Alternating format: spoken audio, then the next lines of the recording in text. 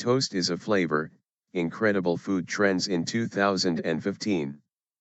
San Francisco toast is popping up all over. It's one of the hot new tastes of 2015, along with seaweed and chocolate dark enough to resemble a black hole. All were on display at this year's Winter Fancy Food Show in San Francisco, where more than 19,000 buyers from supermarkets, delis, and specialty markets roamed the aisles looking for what's new, exciting and salable in food. Toast was one of the most surprising flavors. Not toasted, as in toasted pumpkin oil or toasted hemp seeds, though both were there. This was toast as in the flavor of roasted bread, dripping with melted butter and possibly with a light dusting of sugar and cinnamon. Toast as a food is hot enough to burn the fingers right now.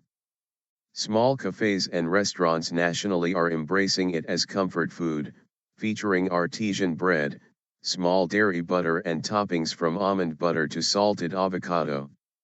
Now that same flavor is showing up as a taste. The Republic of Tea introduced cinnamon toast tea, which has the caffeine of tea alongside the flavor and aroma of the favorite kids' breakfast treat. And from BT McElrath Chocolatier in Minneapolis comes buttered toast chocolate bars. We didn't want to use a processed cereal, so we went with honest toast, says McElrath. He buys bread from a local artisan bakery, slathers it in butter from a local dairy and then wraps the crunch salty mixture in milk chocolate. The 40% chocolate he uses works well in the deliciously salty crunchy sweet bar. But elsewhere, darkest is the trend when it comes to chocolate. We're really seeing our highest sales in our highest cocoa butter chocolate, said Chelsea Jess with Cacao Berlin. Though based in Port Orchard, Washington, the company has all its chocolates made in Berlin. The trend is definitely towards darker chocolate. People like it because it's high in flavonoids, it has less sugar and it's great for the brain, she said. Another example was Taza Chocolate's stone ground chocolates, starting at 60% Dominican dark and rising to 87% Bolivian dark. Their unrefined chocolate lets the cacao shout loud and proud, as the company proclaims. From the jungle to the sea, seaweed is another flavor that's turning up in multiple products. Ocean's Halo is selling seaweed chips in flavors such as Texas barbecue and chili lime. Mike Shim, co-founder of New Frontier Foods in Burlingame. Mike Shim, co-founder of New Frontier Foods in Burlingame, California, holds a bowl of Texas barbecue seaweed chips made from nori, the same seaweed used to wrap sushi.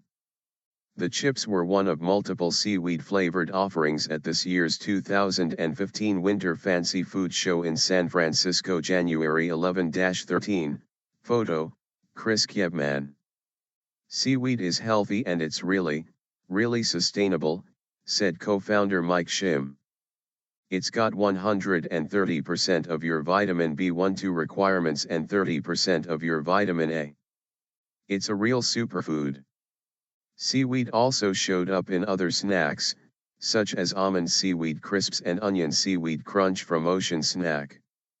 Alternative type cereals were also popular, though in forms that could possibly fool kids into thinking they were getting the unhealthy bowls of sugar they so crave.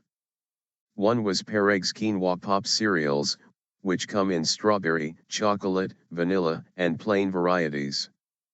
The Andean grain pops up to taste remarkably like rice puffs. Should that not seem healthy enough, get ready for a wave of healthy snacks that appeared at the show and are heading for a supermarket shelf near you soon. Possibly the hardest sell though surprisingly tasty were Brussels Bites and Snip Chips from Wonderfully Raw in Watsonville, California. Forget kale. Brussels sprouts and parsnips are the next big thing in healthy snacking. The sprouts are dried and come in 3 flavors, chili pumpkin seed, tamarind apple, and cheesy herb.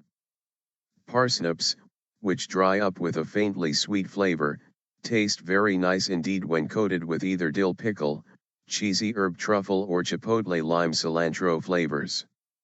While obscure tastes, this is by no means a niche market.